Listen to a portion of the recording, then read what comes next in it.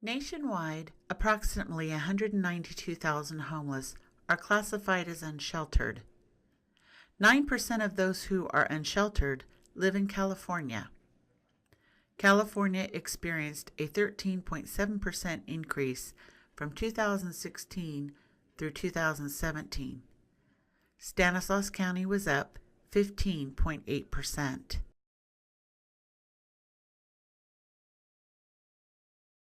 This story is about a community embracing a challenge, making a real change.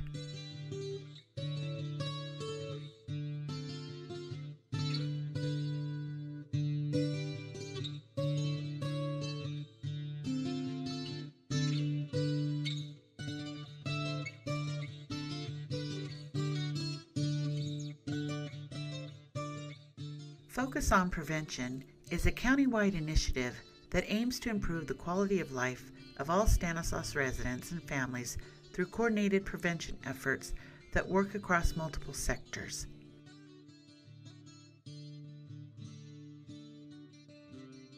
To start making progress on the homeless front, Focus on Prevention opened the Outreach and Engagement Center.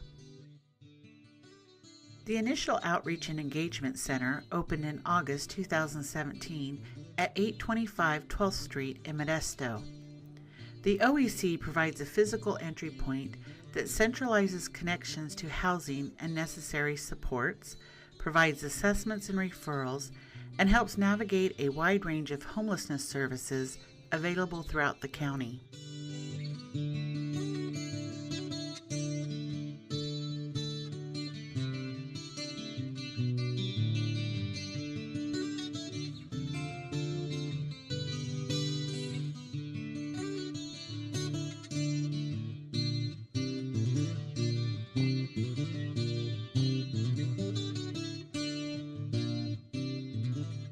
The OEC has a Meet You Where You Are strategy.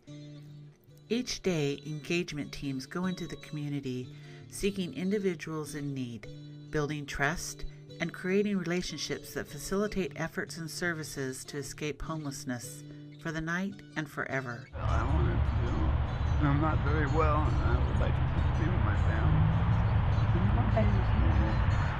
So we're going to research that. I think we're going to best pass it enough.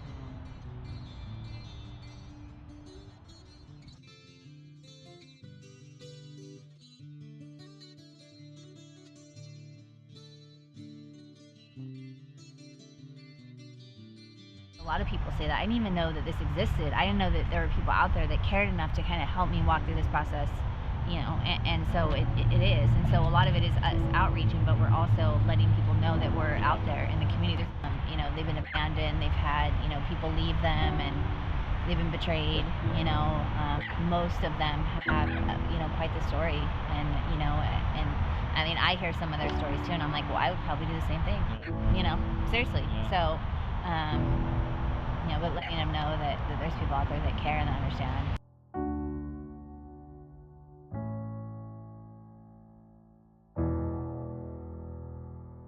Meeting somebody out on the streets and engaging with them and building their trust is probably first and foremost. And when they allow me to listen or hear their story, when they trust me enough to tell me their story, I'm starting to trying to figure out what direction, what services that I can link them to. Are they struggling with some mental health? Are they struggling with substance abuse? Is it just income issues? And I'm trying to figure out what's the best direction. If we move forward, I can take them. My wife got sick with cancer, and she passed away December of 2016. I'd spent a lot of money on trying to keep her alive. Then I found myself basically homeless, no money, and wasn't sure, didn't know where I was going with anything, but one morning I decided I saw this young girl sitting at a desk. It was mental health, social studies office. I didn't know that. I never even saw the sign on the phone. And the lady said to me, do you want to speak to somebody? And I said, sure. And that somebody happened to be Jimmy. And without this gentleman here, I wouldn't be sitting here today. He showed me the tools, gave me the tools, and I put them to work. And here I am. The streets weren't for me. I knew I was better. And I was given the opportunity to work my way off the streets, and that's what I did. It was a lot of hard work, a lot of dedication, but some of the choices weren't what I liked, but it had to happen to for everything else to fall into place. The few that are out there that don't want to be there, this is an opportunity to get off the street, to work the way out. So a lot of times we have individuals that don't really engage with us that much the very first time, but we plant seeds. You know, we leave business cards, we tell them where we're located. I always ask them if there's anything that they need. You know, I'm not out here to force you to do anything. All of these services are voluntary. We don't put a limit on you know, how much we're going to help or when we're going to help. We help all the time, no matter what, whatever they're going through, every single time. I was homeless. I've been homeless since 2012. So I ended up living in Turlock in the streets. So that's where I met Virginia. I was in a wheelchair, and I hadn't eaten like in 5 days. So I found her card on my bag, and I called her. And I told her, I don't know what to do. I said, I'm like stuck in this wheelchair. I was on the side of the freeway by Burger King in Turlock. And I said, I don't know what to do. I need your help. And for me to ask for help, it's very complicated. Like when she told me the kind of services they provided for the homeless people, I didn't believe it in the beginning. Oh no, you can't talk to people that work for the county or anything like that because it's all bad for you. So, but something about her kind of like told me to trust in her. So she's been helping me with a lot of things that I never thought that a person like me could gain in your life, or in your whole lifetime. I have Parkinson's disease. I've been diagnosed for already 18 years. And so I didn't have Medi-Cal or nothing like that. So she provided the, the service. So now I'm able to get my Parkinson's taken care of due to that. If it wasn't for her, I wouldn't be able to talk to you right now. She has been there with me the whole step of the way. And she showed me that there is hope for people like me in this county.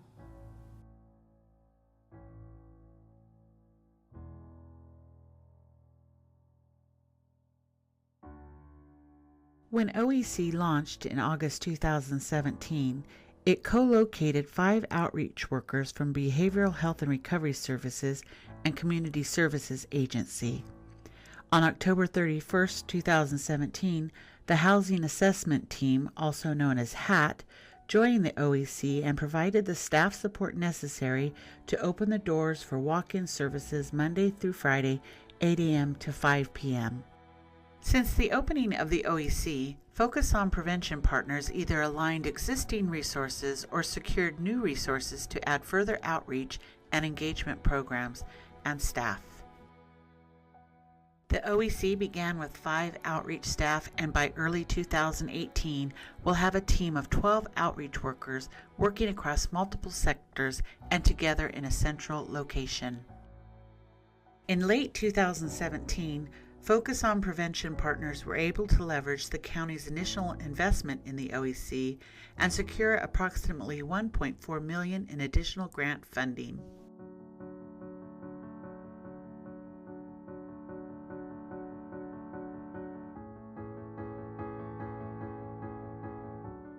Since the opening of the OEC, BHRS outreach teams serve 213 individuals. CSA outreach staff served 217 individuals and facilitated connections to social service benefits for 107 of those individuals. The HAT has served 188 individuals, providing housing assessments, housing navigation, and referrals to housing and supportive services. The Homeless Court Program launched January 2018 and has received 29 referrals and is currently working with 11 individuals to resolve their court cases and connect them to appropriate services. The OEC has been able to successfully connect 31 individuals to permanent or temporary housing. It's all successful, you know, they're showing up and they're coming back and finding us and knowing that we can get them to a different place. It might not be the place that we think that they should be at, but it's better for them in their current situation. I've done it. I've succeeded. I've worked myself from the streets, from a homeless position, into a productive member of society today. I don't have the words to explain how grateful I am for them and for the program. And if this program, if they ever shut it down or whatever, I think it'll just lose that hope for a lot of people that they can make it out there if they just reach out for that one help that's provided through this program. This story has really just begun. There are still challenges to meet, opportunities to change lives, and to make a difference in our community. So we can't stop now.